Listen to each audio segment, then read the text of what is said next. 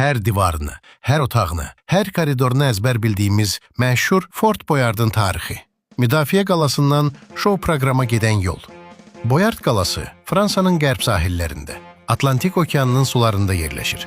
Sən demə bu qalanı 1801-ci ildə Napoleon Bonaparte tikdirib. Lakin o, qalanın hazır halını görə bilməyib.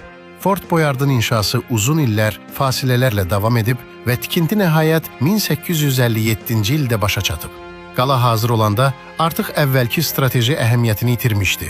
Bir müddət həbsxana kimi istifadə edilib. 1913-cü ilə qədər isə müdafiə qalası kimi fəaliyyət göstərib. İkinci Dünya müharibəsi dövründə Almanlar buranı atış təlimləri üçün istifadə ediblər. Müharibədən sonra qala yararsız hala düşüb.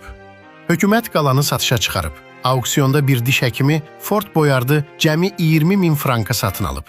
Uzun illər qalada heç bir iş görülməyib. Bütün biznes ideyaları uğursuz olub.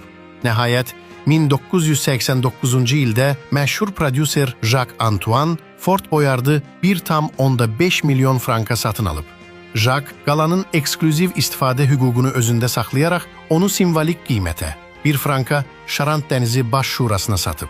Müqaviləyə əsasən şura qalanı əsaslı təmir edib.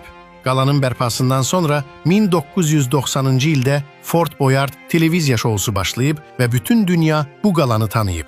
Müdafiə qalası kimi uğursuz olan Fort Boyard televiziya proqramı kimi milyonlarla izləyicinin ürəyini fəth edə bilib.